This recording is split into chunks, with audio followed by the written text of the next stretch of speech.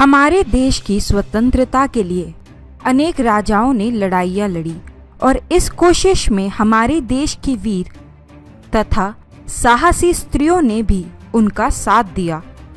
इन वीरांगनाओं में रानी दुर्गावती, रानी लक्ष्मीबाई आदि का नाम शामिल है।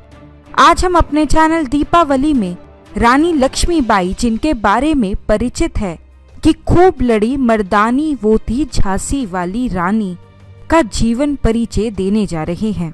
सब्सक्राइब करिए दीपावली चैनल को और बेल आइकन को प्रेस कीजिए हमारी वीडियो सबसे पहले देखने के लिए।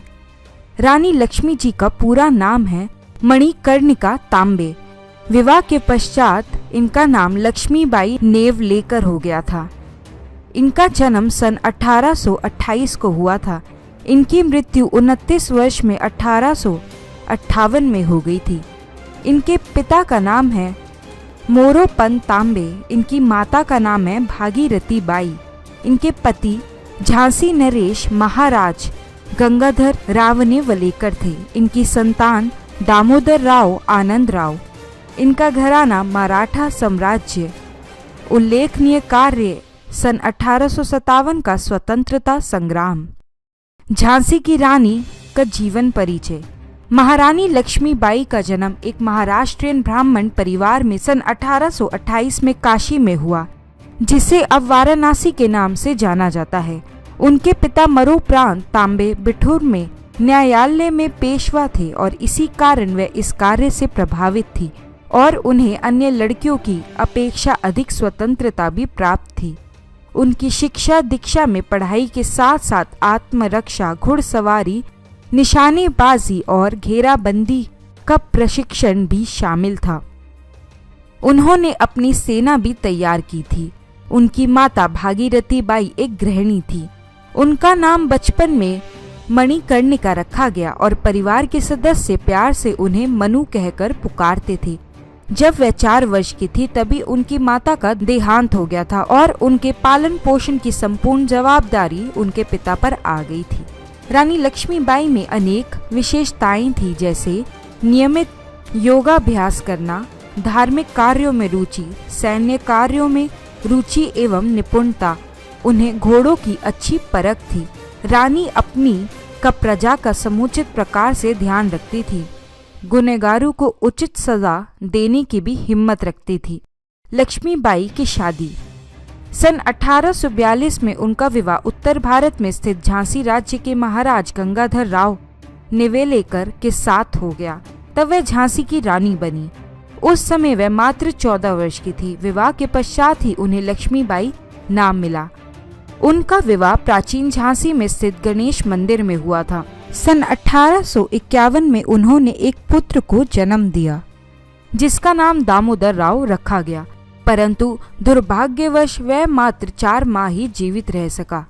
ऐसा कहा जाता है कि महाराज गंगाधर राव नेवलेकर अपने पुत्र की मृत्यु से कभी उभर ही नहीं पाए और सन 1853 में महाराज बहुत ही बीमार पड़ गए। तब उन दोनों ने मिलकर अपने रिश्तेदार महाराज गंगाधर राव के भाई के पुत्र को गोद लेना निश्चित किया। इस प्रकार गोद लिए गए पुत्र के उत्तराधिकारी पर ब्रिटिश सरकार कोई आपत्ति ना ले, इसलिए वह कार्य ब्रिटिश अफसरों की उपस्थिति में पूर्ण किया गया। इस बालक का नाम आनंद राव था, जिसे बाद में बदलकर दामोदर राव रखा गया। रानी लक्ष्मी का उत्तराधिकारी बनना। 21 नवंबर सन 1853 में महाराज गंगाधर राव नेवलेकर की मृत्यु हो गई। उस समय रानी की आयु मात्र ही 18 वर्ष की थी, परंतु रानी ने अपना धैर्य और साहस नहीं खोया और बालक दामोदर की आयु कम होने के कारण राज्य काज का उत्तरदायित्व महारानी लक्ष्मीबाई ने स्वयं पर ले लिया। उस समय लॉर्ड डलहौजी गवर्नर थे। उस समय ये नियम था कि शासन पर उत्तराधिकारी तभी होगा जब राजा का स्वयं का पुत्र हो। यदि पुत्र ना हो तो उसका राज्य ईस्ट इंडिया कंपनी में मिल जाएगा और राज्य परिवार को अपने खर्चे हेतु पेंशन दी जाएगी। उसने महाराज की मृत्यु का फायदा उठाने की कोशिश की। वह झांसी को ब्रिटिश राज्य में मिलाना चाहता था। उसका कहना था कि महाराज गंगाधर राव नेवलेकर और महारानी लक्ष्मीबाई की अपनी कोई संतान नहीं है और उसने इस प्रकार गोद लिए गए पुत्र को राज्य व उत्तराधिकारी मानने से इनकार कर दिया। तब महारानी लक्ष्मीबाई ने लंदन में ब्रिटिश सरकार के खिलाफ मुकदमा दायर किया, पर वहां उनका मुकदमा खारिज कर दिया गया। साथ ही ये आदेश भी दिया गया कि महारानी झांसी के किले को खाली कर दें और स्वयं रानी महल में जाकर रहे। इसके लिए उन्हें रुपए 60,000 की पेंशन दी जाएगी, परंतु रानी लक्ष्मीबाई अपनी झांसी को न देने के फैसले पर अड़ी रही। वे अपने झांसी को सुरक्षित करना चाहती थी, जिसके लिए उन्होंने सेना संगठन प्रारंभ किया। संघर्ष की शुरुआत 7 मार्च 1854 को ब्रिटिश सरकार ने एक सरकारी गजट जारी किया, जिसके अनुसार झांसी को ब्रिटिश साम्राज्य में मिलने का आदेश दिया गया था। रानी लक्ष्मीबाई को ब्रिटिश अफसर एलिस द्वारा ये आदेश मिलने पर उन्होंने इसे मानने से इनकार कर दिया और कहा, मेरी झांसी नहीं दूंगी, और अब झांसी विद्रोह का केंद्रीय बिंदु बन गया। रानी लक्ष्मीबाई ने कुछ अन्य राज्यों की मदद से एक सेना तैयार की, जिसमें केवल पुरुष ही नहीं अपितु महिलाएं भी शामिल थी, जिन्हें युद्ध में लड़ने के लिए प्रशिक्षण दिया गया था। उनकी सेना ने अनेक महारथी भी थे, जैसे गुलाम खान, दोस्त खान, खुदा बख्श, सुंदर मुंदर, काशीबाई, लाला भाऊ बख्शी, मोतीबाई, दीवान रघुनाथ सिंह दीवार, जवाहर सिंह आदि। उनकी सेना में लगभग 14,000 सैनिक थे। 10 मई 1857 को मेरठ में भारतीय विद्रोह प्रारंभ हुआ, जिसका कारण था कि जो बंदूकों की नई गोलियां थी उस पर सुअर और गौ मांस की परत चढ़ी थी। इससे हिंदुओं की धार्मिक भावनाओं पर ठेस लगी थी और इस कारण ये विद्रोह देश भर में फैल गया था। इस विद्रोह को दबाना ब्रिटिश सरकार के लिए ज्यादा जरूरी था, अतः उन्होंने झांसी को फिलहाल रानी लक्ष्मीबाई के अधीन छोड़ने का निर्णय लिया। इस दौरान सितंबर अक्टूबर 1857 में रानी लक्ष्मीबाई को अपने पड़ोसी देशों ओरछा और दतिया के राजाओं के साथ युद्ध करना पड़ा, क्योंकि उन्होंने झांसी पर चढ़ाई कर दी थी। इसके कुछ समय बाद मार्च 1858 में अंग्रेजों ने सर ह्यू रोज के नेतृत्व में झांसी पर हमला कर दिया और तब झांसी की ओर से तात्या तोपे के नेतृत्व में 20,000 सैनिकों के साथ ये लड़ाई लड़ी गई, जो लगभग 2 सप्ताह तक चली। अंग्रेजी सेना किले की दीवारों को तोड़ने में सफल रही और नगर पर कब्जा कर लिया। इस समय अंग्रेज सरकार झांसी को हथियाने में कामयाब रही और अंग्रेजी सैनिकों नगर में लूटपाट भी शुरू कर दी थी। फिर भी रानी लक्ष्मीबाई किसी प्रकार अपने पुत्र दामोदर राव को बचाने में सफल रही। कालपी की लड़ाई। इस युद्ध में हार जाने के कारण उन्होंने सतत 24 घंटे में 102 मील का सफर तय किया और अपने दल के साथ कालपी पहुंची और कुछ समय कालपी में शरण ली, जहां वे तात्या तोपे के साथ थी। तब वहां के पेशवा ने परिस्थिति को समझकर उन्हें शरण दी और अपना सैन्य बल भी प्रदान किया।